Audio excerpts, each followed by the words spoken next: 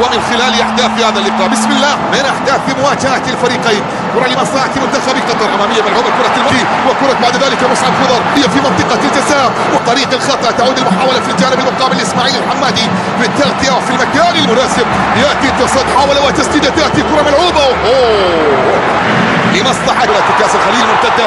وصل مضياف والمعز والهيدوس وطارق سلمان وكرة ملعوبة راسية تأتي لكن إلى حسن الهيدوس. عرضية من حسن الهيدوس اللقطة الماضية يتصدى حارس المرمى سعد الدوسري. صحيحة تصل يقدم حضورا جيدا جدا من خلال هذا اللقاء ويقلص الفارق من علامة من منتصف ملعب العنابي. البحث عن التسديد مباشرة تأتي أرضية ملعب ركلة مرمى ملعوبة بعد ذلك تصل إلى حسن الهيدوس على قيم في البطولة. كرة بمحاولة راسية تأتي لكن إلى خارج وصلت إلى المعز. سدد المعز انطلاقة من أكرم في الجهات اليمنى.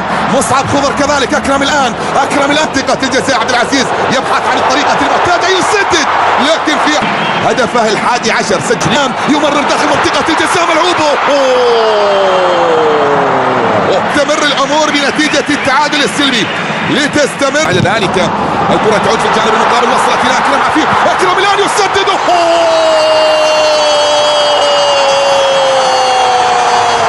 عفيف. هذا في دين هذا ما هو بخفيف. يسجل يضرب بالدقائق الأولى ويضع العنابي في المقدمة.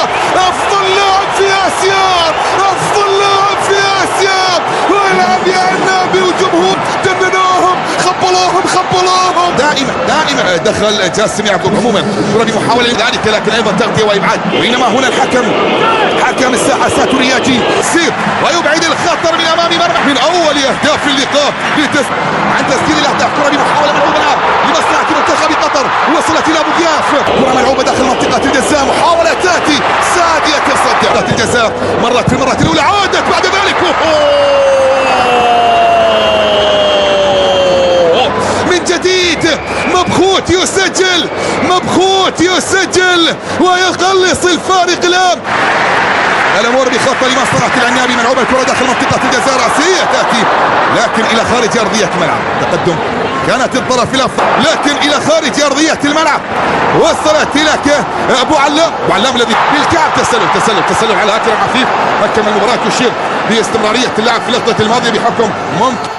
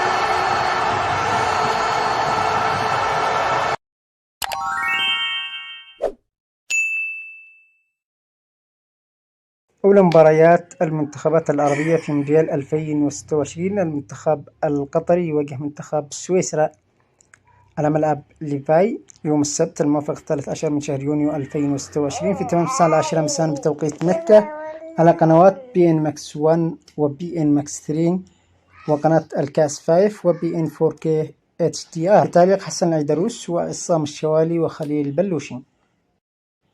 سنتعرف نحن وإياكم مباشرة على تشكيلة الفريقين المتوقعة للمواجهة المرتقبة في الجولة الأولى من دور المجموعات.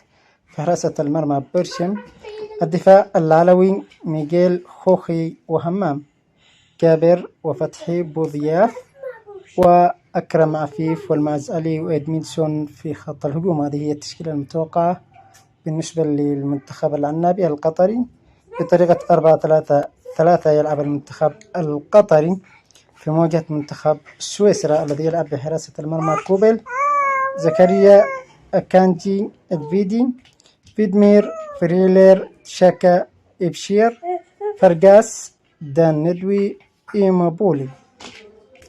هذا بالنسبة للتشكيلة المتوقعة للمنتخب السويسري في مواجهة قطر غدا السبت 10 مساء بتوقيت مكة. المنتخب السويسري يلعب بطريقة 3-4-2-1. فما هي توقعاتكم لأولى مباريات المنتخبات العربية؟ بالتوفيق للعنابي القطري، ولكن المهمة تبدو صعبة أمام منتخب سويسرا المنتخب الأوروبي العنيد. اتركوا لنا توقعاتكم في التعليقات، كما لا تنسوا الاشتراك في القناة والإعجاب بالفيديو. السلام عليكم ورحمة الله.